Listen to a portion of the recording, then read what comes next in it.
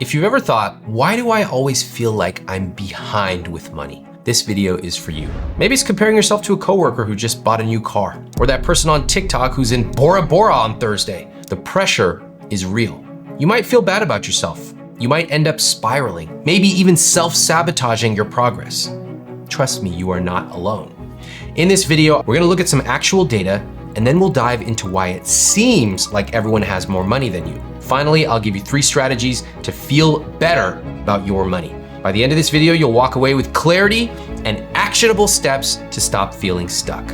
Let's get into it. Part 1, the data. Is it true?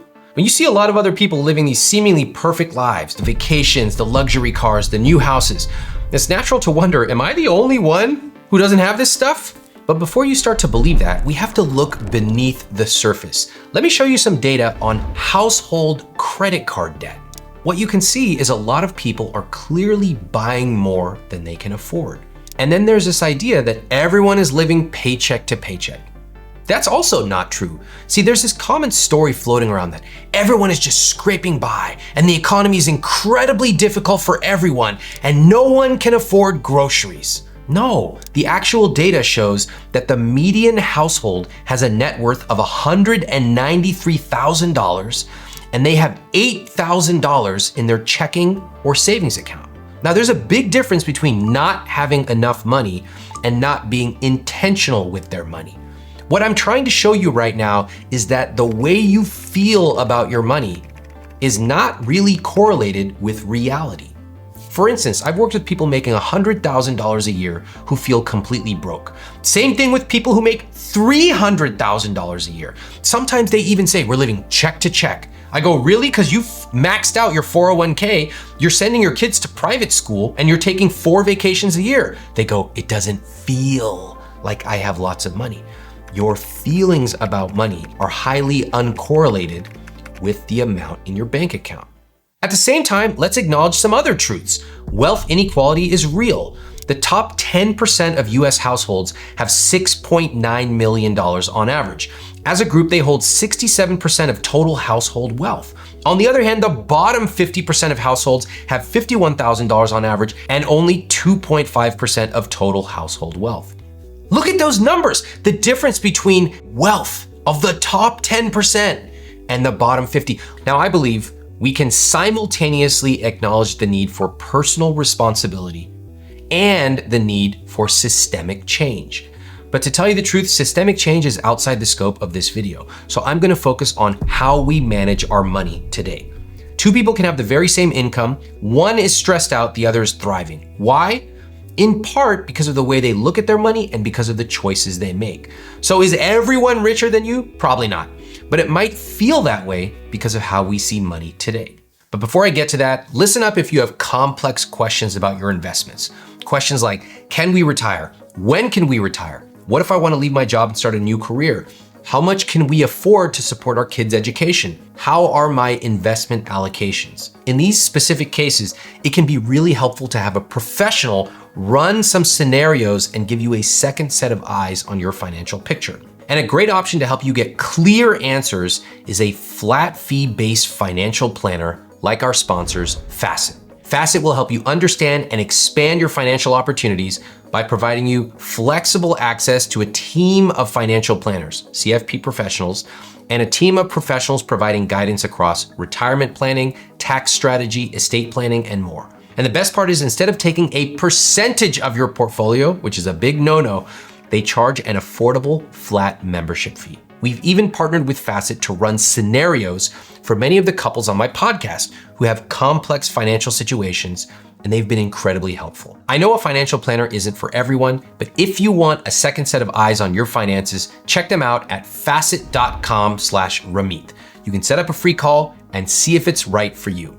Check out their membership options at facet.com/Ramit or click the link in the description below. Now, let's get to part 2, why it feels like this.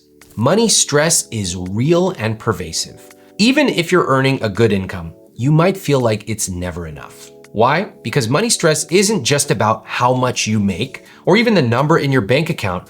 It's about how much you feel in control. We love to feel in control. The problem is we're horrible at it. Think about it. If every time you get paid, you're scrambling to pay bills and cover rent, you feel like every time you take one step forward, you end up taking 2 steps back, that's stressful.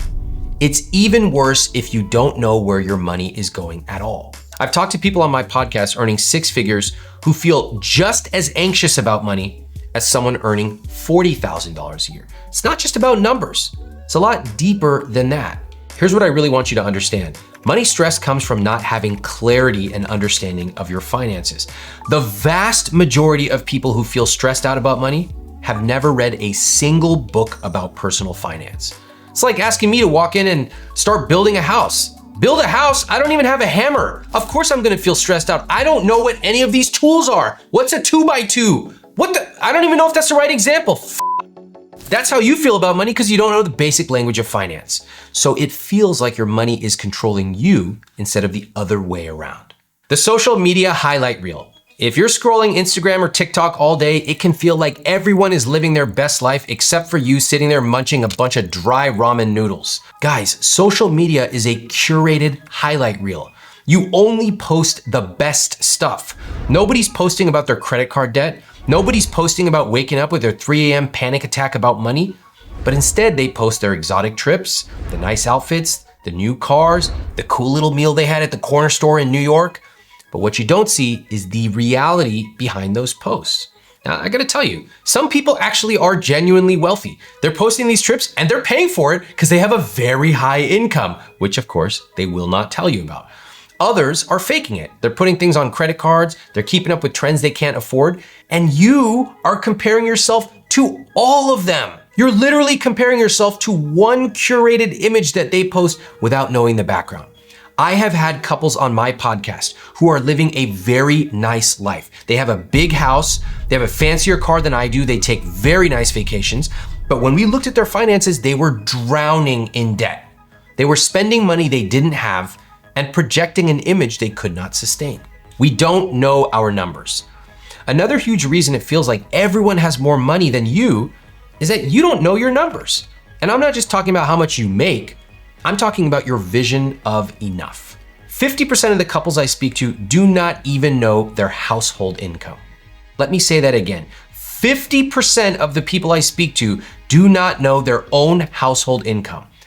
No wonder you're stressed. You don't even know the basic numbers in your personal finances. But then, most people also have no idea how much they actually need to feel secure. Guys, here's a little hint. Maybe your feelings are not even correlated to a number. Like when I ask someone, how much money would it take for you to feel like you're doing okay? They almost always say something like, I don't know, but more than I have today. Without a clear idea of what you need and what enough is, it's impossible to ever feel good. You will always chase more and more without knowing what the end destination is. What a terrible way to live life. To go 50 years feeling bad, feeling behind, feeling like you don't have enough. And then when someone asks you a simple question, how much is enough? You go, I don't know. Lack of a vision for your own rich life. One of the biggest reasons it feels like everyone else is ahead is that we don't actually have a vision for our own rich life. We're busy comparing ourselves to other people's visions that we forgot to ask ourselves, what do I actually want? It's really easy in America to get caught up in someone else's dream. Everybody needs a big house. I need a big house. Everybody needs a fancy car. I need a fancy car. But do you really? Or are you simply following what society says you should? Are you engaging in mimetic desire or just following what other people want and believing that that's what you want too because that's what you see? I'll give you an example from my own life. I see lots of people showing off their cars. Now, if you love cars and you can afford it, God bless. But a lot of people in America are obsessed with the car they drive. But I'll tell you something, nobody really brags about the hotels they stay at. Have you ever thought about why? Number one, it's much easier to be visible about the car you drive and the house you live in. Second, you can take on debt to buy a house and a car, but mostly people do not take on debt to stay at a very fancy hotel. Think about it. What we choose to focus on in our rich life is almost always what is visible. And my challenge for you is to really get intentional about your rich life. Maybe it's a car, maybe it's a fancy house, or maybe it is having the flexibility to pick up your kids from school every afternoon, or having amazing coffee in your house and hiring a barista to come help you learn how to make it even better. Next up, I'm gonna show you how to feel better about your money. But first, click that subscribe button so you can follow all of my new videos. I want you to feel empowered and confident with your money. That's why I put out a new video on money strategies and money psychology every week. All right, now let's move to part 3, how to feel better about your money. Like I said earlier, your feelings about money are highly uncorrelated with the amount in your bank account. Instead, I'm gonna share 3 easy ways for you to finally feel better about money. Step 1, build a plan that works for you. So much of our money stress comes from uncertainty and not being sure what the right thing to do is. The first step is to take control of your money, specifically your cash flow. Know how much is coming in every month, know how much is going out, and start telling your money where to go instead of wondering where it went. And you can't control what others do, but you can control your own money to create your vision of a rich life. Here's how you do it. First, figure out your money dial. Money dials are these spending categories that you love to spend money on. Here are some examples of money dials. As you can see, number 1 is food. People love to spend money on food. The next up is travel, and on and on and on. Now look at your own spending. Which area excites you the most? A lot of people will say, family. I go, cool, show me in your conscious spending plan. Where's your spending on family? It's been busy, I don't know. Health is really important to me. Okay, show me in your calendar and your conscious spending plan. Where's your spending on health? I don't know. I go, what are you spending on? They go, DoorDash. What the f? Misalignment. Misalignment with what you claim is your rich life and where you're spending time and money. So, when you get clear on your money dials, you get to decide what is meaningful in your life and then turn that dial up. And as you spend more on the things you love, even spending extravagantly, then you get to cut back mercilessly on things you don't. After you've figured out your own money dial, I recommend you create a conscious spending plan that focuses on using your money to live a rich life. Using this template makes it really easy to plan where you want your money to go so that you are actually using it to enjoy your life. And you only have to track 4 key numbers: your fixed costs, your investments, your savings, and your guilt-free spending. When you know these numbers, you will feel much more in control. So download a copy of my conscious spending template in the description below. It's free. Step number 2, rethink the way you compare yourself to others. The next time you feel the urge to compare yourself, ask yourself first, do I even want what they have? Have I taken a second to design my rich life, or am I just looking at other people and then feeling bad? Here's some questions to ask yourself. What does your rich life look like today and tomorrow? Look at your calendar. What have you been spending time on? What do you want to spend time on going forward? What would a perfect day for you look like? Get specific down to the time, place, and people. And what is on your rich life bucket list? What are the words or phrases or feelings that come to mind when you look at this list? Now, if you want help doing this, you can pick up a copy of my journal, the I Will Teach You to Be Rich journal, which will take you through a guided process of coming up with your vision of a rich life. And the more you dial in your rich life, the more personal it will be for you and the more bewildering it will be to other people. That's how it should be. Your vision of a rich life should fit you like a handmade glove. But I want you to keep going. I want you to make at least one item on your bucket list actually happen. So as you go through the journal and you use the 10-year bucket list exercise, I want you to pick one item from that bucket list that's exciting to you in the next decade. And then you estimate how much it'll cost. You decide when you want to do it, and you automatically start saving for that goal. What I love about this is you are taking real steps to make your rich life happen.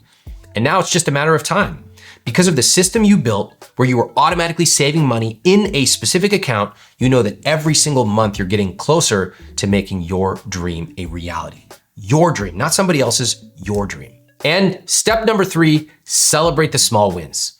You gotta focus on progress, not just perfection. Every small step, like saving $50 this week, or setting up a connection between your checking and savings account, or paying off your credit card debt, gets you closer to your goal. And you should celebrate that. Celebrate creating a debt payoff plan. Celebrate doing your conscious spending plan with your partner. Celebrate your first automatic investment. Now, how do you celebrate it? Here's a few ideas. Every single month when you have your monthly money review, give each other a big hug at the end of it. Pay for a babysitter and go out to dinner. Make it a priority in your guilt-free spending. Or give each other a specific, vivid compliment about what you appreciate at the beginning of every meeting. Remember, no progress is too small. You can't celebrate enough. And taking time to celebrate your wins will keep you motivated and excited about money. I know it might seem like everyone has more money than you, but the truth is they don't have your specific experiences, goals, values, and certainly not your vision of a rich life. So these tools I've given you help you stop comparing yourself to them and start focusing on what matters to you. When you do that, you take back control. If you genuinely want to change your life, you want to fix your financial problems and build real wealth, this is the 6-month playbook you need to follow.